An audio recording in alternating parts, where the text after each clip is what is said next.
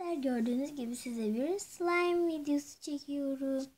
Çok güzel bir slime videosu olacağına inanıyorum. Şimdi ben Oyuncak TV kanalında bir kızı var. Baba kız. Bunlar böyle video çekiyorlar. Oradaki kız slime yapmış. Şöyle yapıyordu.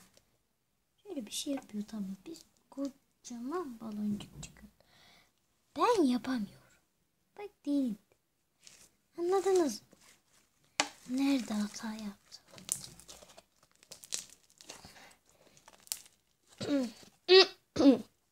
Çok güzel. Bakın şimdi. Tam ortasına bir delik açın. Kapatın.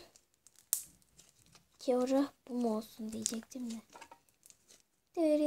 Olmadı. Şöyle tekrardan yapalım. Bu arada okullar açıldı. Evet arkadaşlar. Bir patlasaydı bu da. Bu sefer yapacağım. Olacak.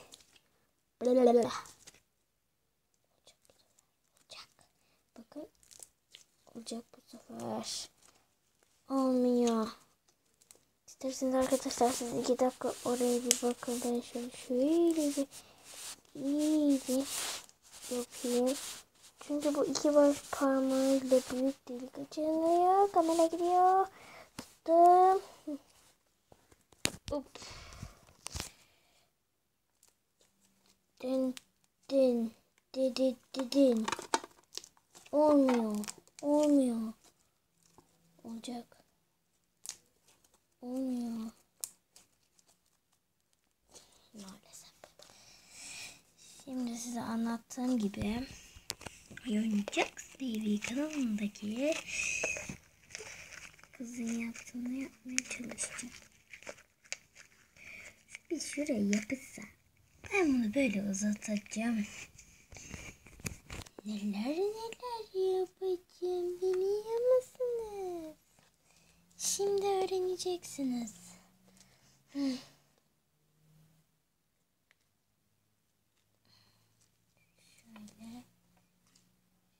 Şöyle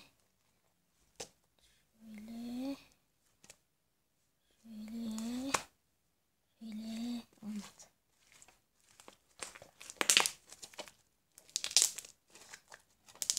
En sevdiğim bu işte.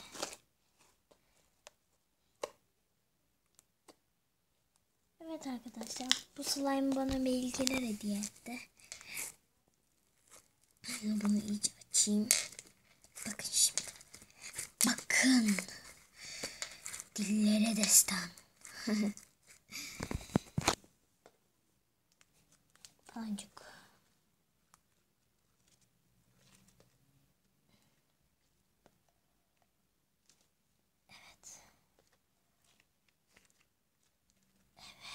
Evet. Çok güzel gidiyorum. Güzel gidiyorum. Çok kötü. Topla. Buradan arkadaşlar ben şunu yapmayı düşünüyorum. Bakın şimdi. Bir de şöyle deneyeceğim. Vittirite.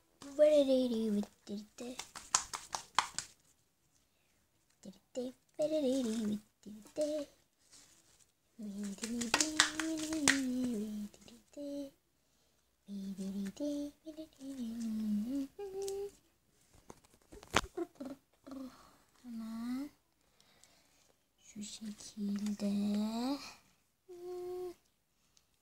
şöyle yapıştırıyorum bir de onları öyle.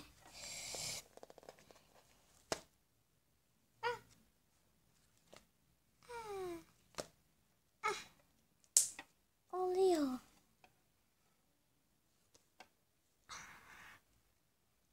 Şaşkınlıkla kaldım. İşte bunu yapıyorduk. Şimdi hazır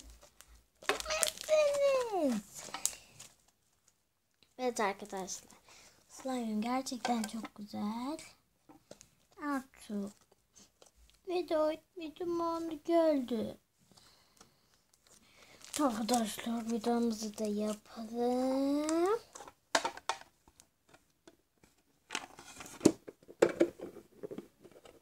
Bir dakika, şunu kapatıp vedamızı yapalım. Biraz zor bir kutu. Neyse. Evet arkadaşlar. Slime'ımı beğendiyseniz beğenmeyi, butonuna basmayı unutmayın. Yorumları da yazabilirsiniz. Abone olmayı hiç unutmayın. Hoşçakalın. Şöyle slime'ı da gösterirken kapatayım. Şöyle Allah.